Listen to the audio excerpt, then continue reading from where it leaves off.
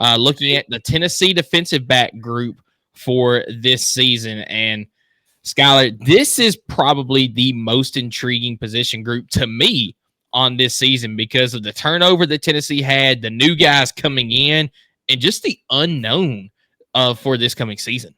I think it's unknown, which is kind of scary, but I also think it means just a lot of opportunity, right?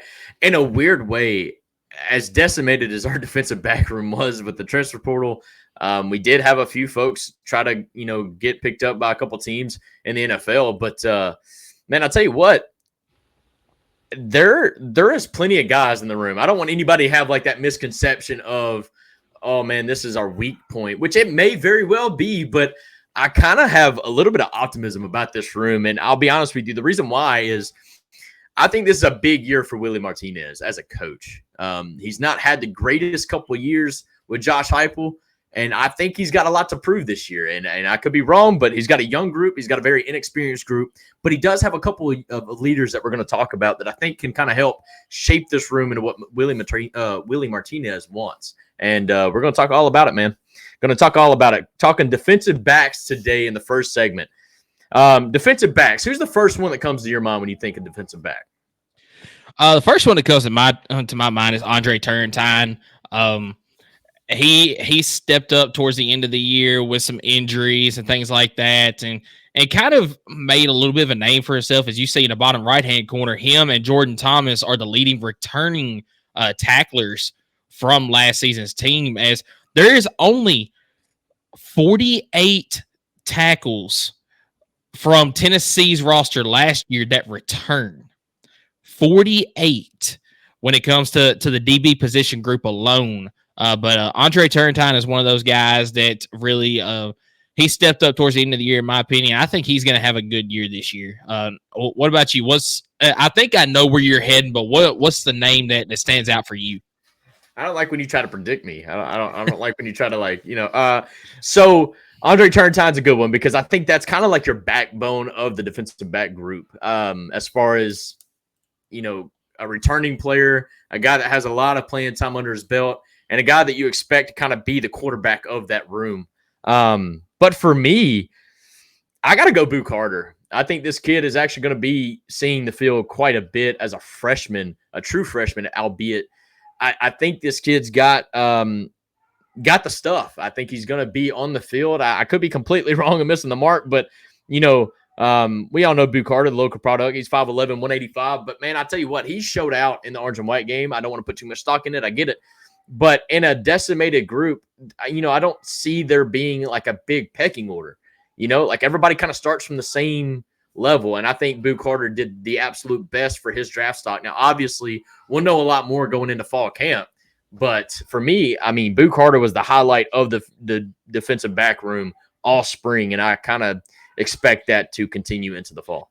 Yeah, and Boo Carter's a good name. Well, I'll be honest. I thought you were going to go more of a returner from last year. Oh, fair enough. I thought that you were going to go with Christian Charles, who he also stepped up at the end of the year last year, especially in the bowl game. He really had a fantastic game. I think he's going to make a name for himself too. Another guy that, if we're going newcomers, that I'm looking forward to this year, it is another incoming freshman in Jordan Matthews. Jordan Matthews, incoming freshman this year. He was a 4-star, teetering on the edge of being a 5-star. I'm really looking forward to what he can do this year. But I've got over here, we got 3 guys come in from the portal, and I think that Tennessee did very well in the portal when it comes to defensive back. And I'll let you go ahead with the first one. We got Jacoby Thomas from MTSU. Yeah, Jacoby Thomas. MTSU, big get, I think, for Josh Heupel's staff. Redshirt junior, 6'2", 192, got some good size to him. One of our bigger defensive backs in the room. A guy that was definitely a standout player for the Blue Raiders, and he gets to kind of stay in state. I think absolutely he's going to be in the 2 deep if he's not a starter. I mean, I think a lot of these guys have good opportunity. And that's kind of like the word I want to stick with here in this room, because I feel like there's only 2 or 3 maybe set in stone starters in this defensive back group. And then you got kind of like your 2 and 3 deep. That's just a big shuffle, in my opinion. Jacoby Thomas is probably teetering, but I do think he came over to be a plug and play guy. And, who knows? This guy's he's a ball hawk. He finds the ball, had several interceptions last year for the Blue Raiders. And he also a tackling machine and somebody that we need to help, Willie Martinez feel more comfortable about these one-on-one situations that he wants to put our defensive backs in, to help our linebackers or whatever. So pretty excited about this get. Wasn't too surprised about it, honestly. I think Josh Heupel has this team now in a place to where if you have some local products in state, they're going to want to play for the T again. There for a while, this program wasn't really in that type of situation, right? And so you had to recruit a lot harder to get somebody to stay in state, where now I think it's a little bit different. I think kids want to come here. I think we're starting to see that. We landed a prediction from a linebacker that may flip his commitment from Georgia. Don't want to get too in depth in that because obviously that's just some predictions, but I think that's just something unique about what Coach Heupel's doing and what Coach Willie Martinez is able to kind of, like I said, younger guys, but I do think that could be a good thing for this Tennessee defense. Yeah, absolutely. Looking at his stats, did not have any interceptions last year, but his freshman year at MTSU, he had 4 interceptions. My bad. I was looking career stats. That's on me. My fault. No, you're good. You're good. But last year had a fantastic year for the Blue Raiders. 71 tackles, 3 TFLs. He had 5 pass breakups and also a fumble recovery on which he forced a fumble as well. So, coming out of Tullahoma High School, it was a very good get for MTSU to get Jacoby Thomas, and I think the Tennessee has got a good one in him for this next season. Guy that I'm going to look at now is Jermod McCoy. He's going to be a sophomore this year from Oregon State, and although his stats don't say as much, he had 31 total tackles last year. He had a half TFL, so 7 pass breakups and 2 interceptions. So, not just mind-blowing stats, but what he meant for that Oregon State defense last year was big for them. He's a 6-foot, 180-pound corner, and that's an area that Tennessee could use a lot of help in. I feel like over the last couple of years, Tennessee safeties have been pretty good overall. Obviously could be better, but when it comes to corners, we've seen way too many corners for Tennessee just get beat or just miss tackles right off the rip. And not saying that our safeties haven't, but you see it a lot more from the corners because they're on the line right there on the wide receiver, where the safeties, they get a little bit of a cushion first. But Jermod McCoy is another one that I think is going to be a big help for Willie Martinez's group there. Probably help out with the freshmen as well, getting them in the spot that they need to be out on the field. So Jermod McCoy, another great pickup out of the transfer portal.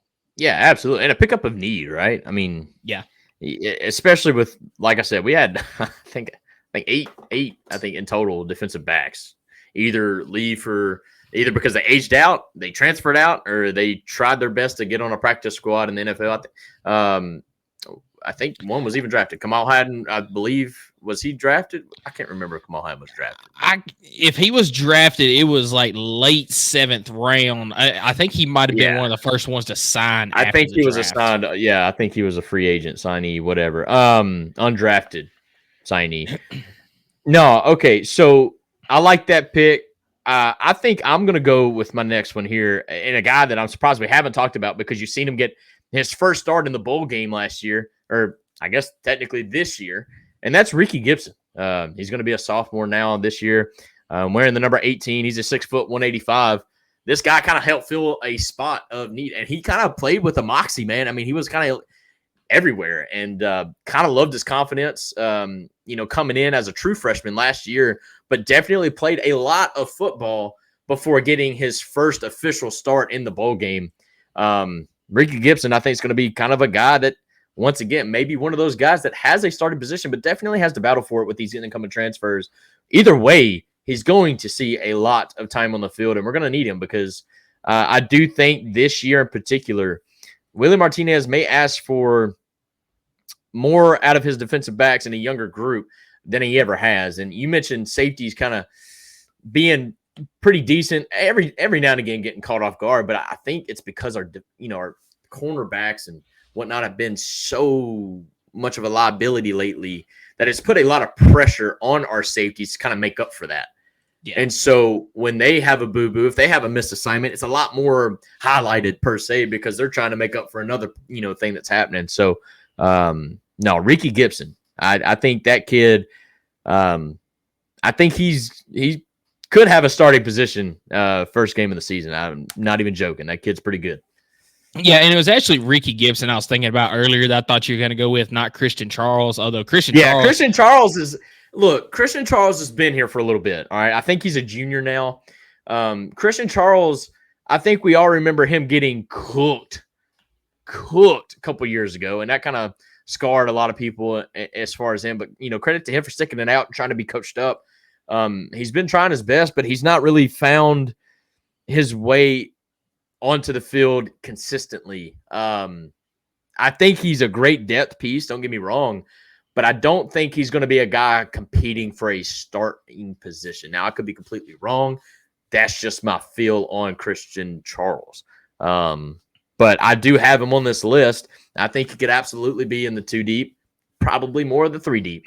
But if anything, he definitely gives off some depth, obviously, but also some experience. He's been in some games. Don't get me wrong.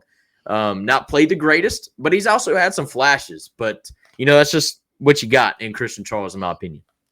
Yeah, and I do want to hit the other transfer portal guy that I think is also going to be a plug-and-play guy. It could be a starter, could be second string. He's going to be somewhere around there. But Jalen McMurray, transferred from Temple, he's just solid, man. 2022, he had 49 tackles overall, 7 pass breakups, a fumble recovery. He also forced 2 fumbles and had a pick. This past season, down in the numbers a little bit, but still solid. 39 tackles, 1.5 tackles for loss, 4 pass breakups, no interceptions, but another 6 foot, 180-pound corner that is going to be a good guy for Tennessee to have in the secondary. But another newcomer that I want to look at this year, all the talk was on Jordan Matthews coming in, but another guy that I believe has got an absolute shot of being a starter this season. And let me find him real quick. I just lost him. Oh, Caleb Beasley. Yeah, I've got him down. Yep. Freshman from Lipscomb Academy, 4-star. Teetering on the edge of that 5-star as well. 6 foot, 185-pound corner. Man, Beasley is. I've seen some of his film. He's good. I think he's going to be very good for Tennessee. I don't doubt that one bit, and I really want to get to fall camp to kind of get a better idea of where these guys are going to fit in. I just have this feel about Beasley that this is going to be a redshirt year for him. I think not that there's too much competition because we just said that like pretty much everybody's starting at ground zero because of how decimated the room was. But man, we just talked about dang near 10 defensive backs, and then Caleb Beasley is absolutely there. He's an incoming freshman, but I don't know, man. I'm going to have to wait till fall camp to kind of get a real good grasp on him because I didn't really get a great one in spring. I just lack of coverage. I mean, I'm only limited to, the things that I'm subscribed to as far as getting my information. But I am intrigued about Caleb Beasley. But then again, man, we did such a good job of getting in some of these freshman defensive backs and then going out and getting some transfer portal guys. There's only so much room for guys to play consistently, and that's where I think Caleb Beasley may be left out a little bit this year, but I don't think that's the worst thing in the world for him either. Yeah, I don't disagree with you there. I mean, he could very well redshirt this year. Like we said, this defensive back room is deep. Oh, yeah. Just not necessarily experienced. So, it may be the deepest room we've had under Heupel. It's just we've not seen these guys on the field other than Andre Turntine and Jordan Thomas and Ricky Gibson a little bit. I mean, Yeah, it's kind of crazy. And like I said, I've got here listed 1, 2, 3, 4, 5, 6, 7, 8, 9, 10, 11 guys. And then again, we're probably going to be playing a 5-man defensive backfield for the most part, maybe sometimes 6, but for the most part, probably going to be a 5. Going to be running kind of like a 4-2-5, probably. Most that's kind of what we did a lot last year. Then again, some people say it's a 4-3, but you bring the guy down, whatever. I don't know. But no, we've got a loaded room. It's just kind of like a puzzle right now that we don't know where the pieces go. I mean, in my opinion, you've got a good feeling about 3 of these guys, right? Yeah. But then you have no idea where the next 8 go, and it's just kind of like, where do they go? And I think fall camp is going to be massive for this position room. Yeah, absolutely. And I do have a question for you. Yeah, right. What's up? Hit me. So looking at the guys that transferred out, and I'm just looking at the secondary guys, and I'm not including those that have signed with teams in the NFL. This is just guys that have signed with another team from the transfer portal. Warren Burrell, Brandon Turnage, Jack Luttrell, Deshaun Rucker, Danico Slaughter, Tamarian McDonald, Wesley Walker, and Christian Conyer. Would you rather have those guys or have the guys that we've got in this room right now? All right. That's a hard question, but Danico Slaughter went over my heart on that hit against Kentucky on that quick slant. And so it hurt my soul to see him kind of struggle a little bit last year because I thought he was going to take off. I mean, he was my dark horse, MVP standout, whatever you want to call it, defensive standout for the season. And he just did not really do anything worth noting. But I tell you what, I think Danico Slaughter would be, I don't know, as far as contributing to the team, I can't go off of just one season, but Wesley Walker did a daggum good job. And so did Tamarion McDonald. McDonald was a dog, I'll be honest. But as far as, I don't know, it's hard to answer that, but I would have to say, yeah, I'd probably want one of those guys because I just don't know what this room offers me yet. So I'd rather at least have a guy or two that I absolutely know what I'm getting out of them, versus kind of taking the risk. And for this season alone, at least, that's my answer, I guess. Yeah, I agree. I would take this season's position group as a whole over that group I just mentioned, just because I feel like there is more talent in this group. It's just unproven talent. I agree with that. If you're choosing room versus room, I would take this room all day long. But if we were choosing players, and I would kind of struggle a little bit because there are some folks that left that I kind of hate they left. I'm not gonna lie, but I absolutely, I absolutely wish that we had a guy like Wesley Walker back because he wasn't just a standout guy, but dude was consistent. Yeah, absolutely. I think he was arguably our best defensive back over the last couple of years just because of how consistent he was. But I think guys like that left, and we're kind of puzzled like why. Because I don't think everything's about money. I know a lot of it is, don't get me wrong. But I think maybe he's seen some of these guys coming in, and he's just like, yo, yes, I do not want to work this hard to keep my starting position. And I think that's what a lot of the guys said. They looked at the people coming in, and they said, I know that I can play somewhere. I don't want to have to fight for this. I mean, look at Taven Jackson, right, in the quarterback room. Yep. Taven Jackson, I think, is a pretty decent talent. And I think he's kind of in a sticky situation in Indiana because Indiana's not a good team, but that's his home, right? He just went back home.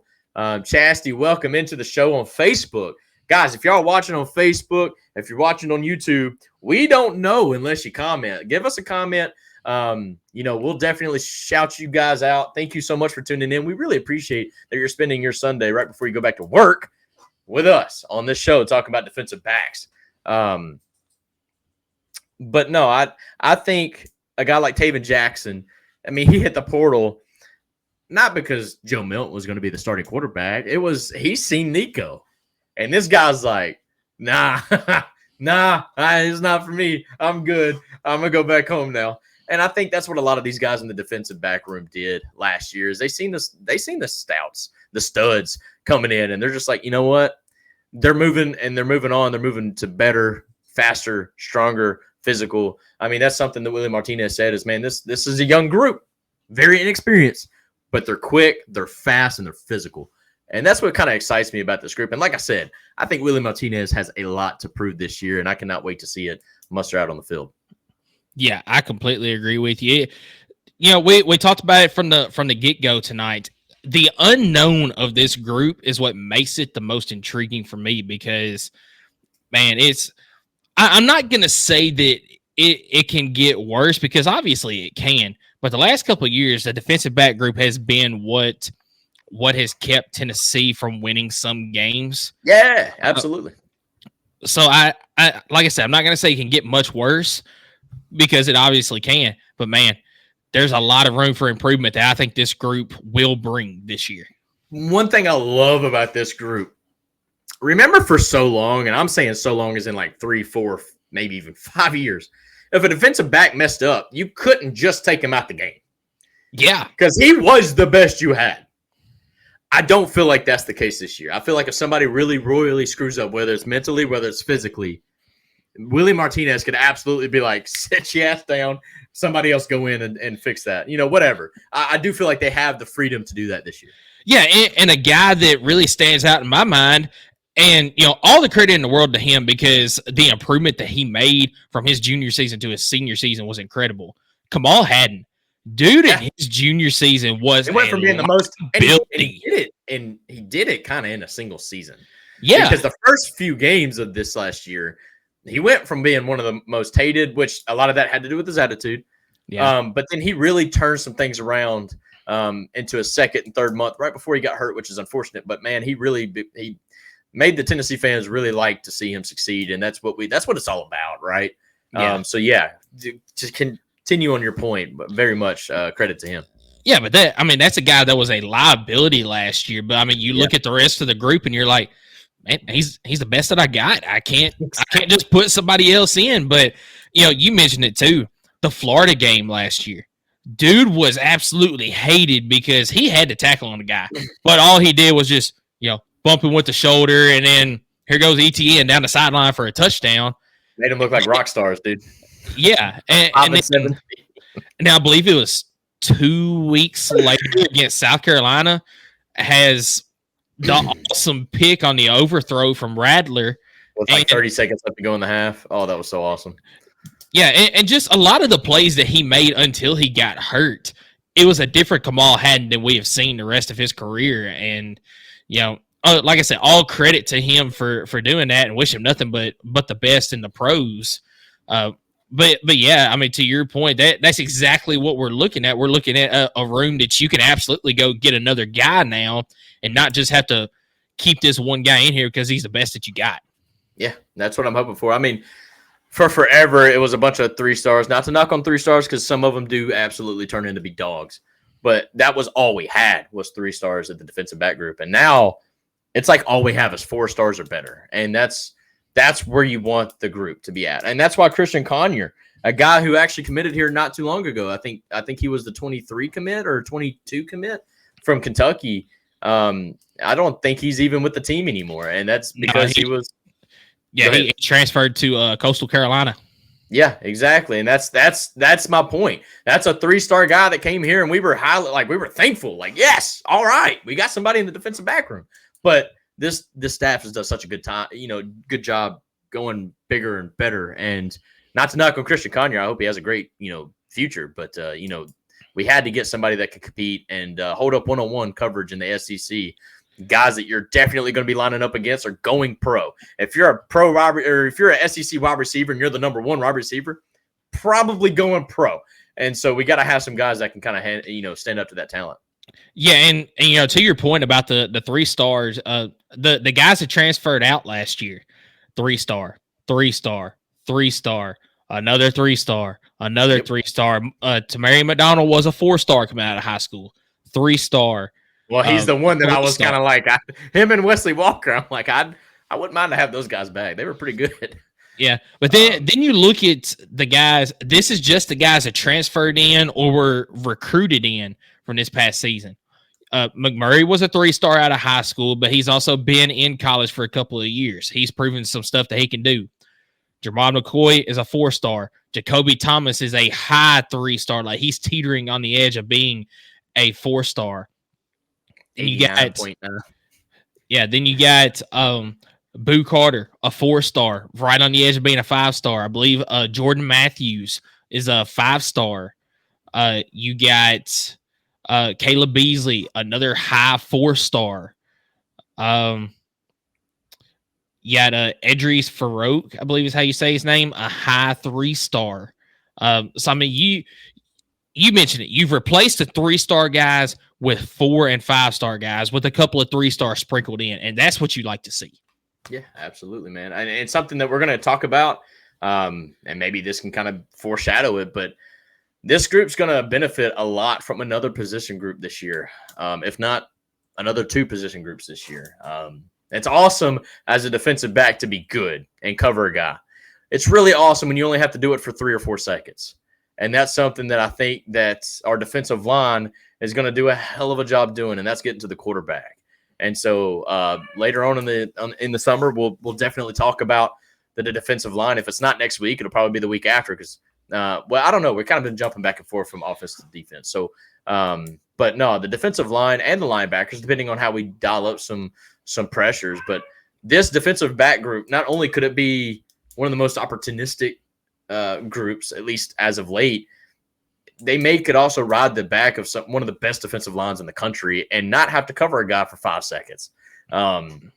So I think that's even more benefit to Willie Martinez because I'm telling you, I do think as a coach on the staff, if I have to point out a coach, I think he struggled the most, honestly, in my opinion, as far as having a consistent group.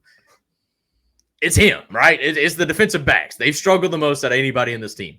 Am I wrong? No. You're 100% correct. But I'll also say I don't think it's all his fault. I don't think so either. I think Willie Martinez is a good coach. I just don't feel like he's had the guys that he really wants in there. But, we can also say the same thing about Tim Banks.